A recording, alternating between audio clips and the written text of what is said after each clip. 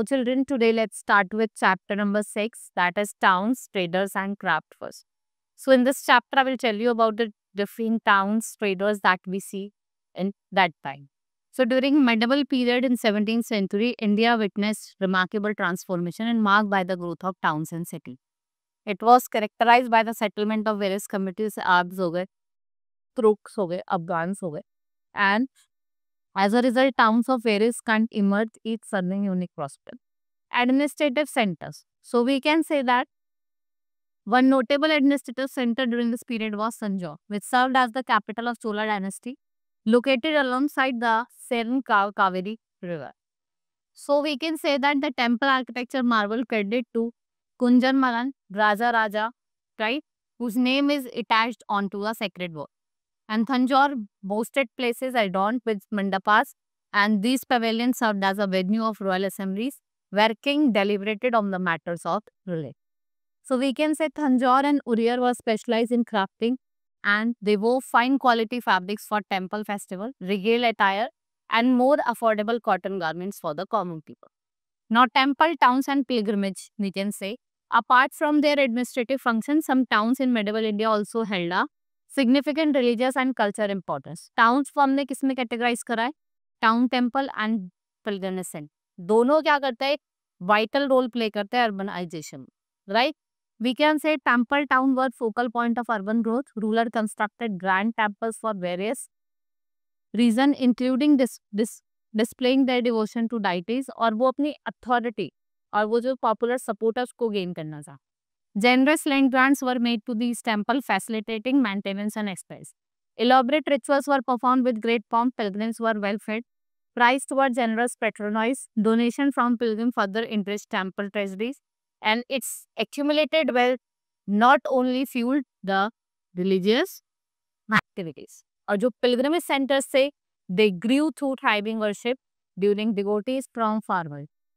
Vrindavan, Uttar Pradesh, Tiruvannamalai in Tamil Nadu, and Dargah of Khwaja Moinuddin Chishti Nazmi, Rajasthan, welcome visitors for this set. The town है आपका पुष्कर का also in May, Rajasthan, was another prominent pilgrimage center, right?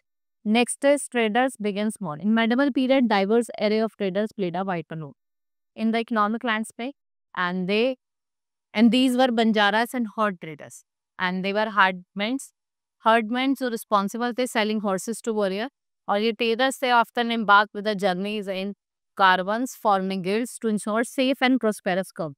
South India witnessed emergence of several prominent trading guilds from 8th century on. Some of the renowned trading guilds and communities of the time included Manigram and Nandeshi in South India, Chetiyars, Marwais, Oswal, Baniyas and Boras, and these groups play a crucial role in facilitating trade and economic exchange. Trade routes during this period extended to various regions, जिसमें आपका China, Southeast Asia included है. Italian traders play a significant role in this network, purchasing goods from Red Sea port and distributing them in European markets. Right? On western coast, if we talk about the merchants थे आपके Persia, China, Arabia, Jewess and Syria, they were primary traders और वो किसको facilitate करते थे? Export of Indian spices. If we talk about crafting towns, so in various towns, craftsmen thrived with distant area, becoming known for the specialized artisanal products. One such example is Bidar, renowned for its Bidri work, which involved intricate inlaying of copper and silver. Within this town, various artisan groups, including goldsmith, broadsmith, blacksmith, mason, and carpenter, they were collectively known as Panchals or Vishwakara. They play a pivotal role and they were instrumental in construction of temples, palaces, and large structures. Moreover, towns were often home to prosperous living communities जैसे सलियार हो गया, कोइकर हो गया, which made substantial donation. इन्होंने ये substantial donation the local temples. Right? Then we have case studies of Hampiad and Surat. Hampi situated है Krishna Tumbhadra region की. When it came to existence in 1336 as a part of Vijayanagar Empire, the town entrance was grand spectacle with splendid gateway. And so during the 16th and 17th century, Hampi rose to prominence as a significant hub of commerce and culture. जो traders थे जिसमें आपके Moors included थे, they Chetis थे, Portuguese थे, they were actively engaged in trade within its boundaries.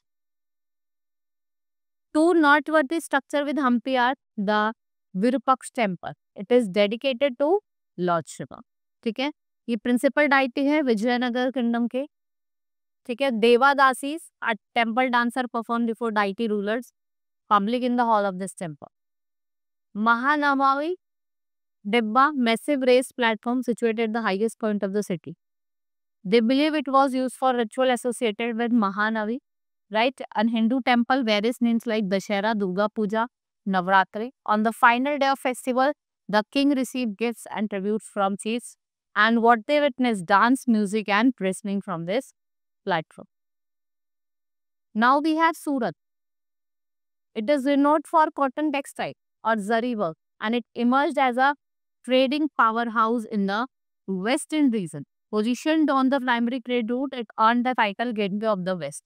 So in 17th century, Surat became home of factories which were operated by Dutch, Portuguese and British. A telling sign of this commercial significance was the presence of over 100 ships that docked in the port simultaneously. The Kathiawar Seths or Mahajans established formidable banking houses in Surat, and their influence extended as far as Cairo, Egypt, Baras, Iraq and Antwerp. Decline of Mughal control over trade. इससे क्या हुआ आप देखेंगे कि जो Mughal empire का control था trade पे वो कम हो. पोर्तुगीज डोमिनेंस जो सी रूट था वो डोमिनेंस जो था पोर्तुगीज का इंक्रीज हो गया. रीअलोकेशन ऑफ ब्रिटिश कंपनी के जो हेडक्वार्टर थे ब्रिटिश ईस्ट इंडिया कंपनी के वो क्या हो गए दोबारा से रीलोकेट हो गए. लॉस ऑफ मार्केट जो चेंजेस थे मार्केट डायनामिक्स में it further contributed to Surat decline. New towns आप देखेंगे 16th और 17th सेंचुरी में British Dutch and French they were all trying to control trade in India. The British with their strong navy won the competition and what they gained power over Indian trade. They made Indian merchants, right, work for them, and this control not only allowed them to decide that colors and design Indian weavers could use, but it also took away that the freedom of weavers to sell their clothes as they wish. During 18th century, certain Indian cities like Madras, Bombay and Calcutta, ये important cities बनी. And in these cities, something interesting happened. People from India who were often referred to as black, वो इस black town में रहते थे. And the areas which you can find in the merchants weaver person, so they were Europeans that live in different parts, जिनको white town कहते हैं. They were St. George जो आपका मद्रास में है and Fort St. William जो आपका कोलकाता है. This separation based on the race and occupation was a significant part of history. आपके town traders and craftsmen के. And what is reflected, the power dynamics and control that British had established in India. Right? This is all about in this chapter. Hope you understood. Now we will meet in next class. Thank you.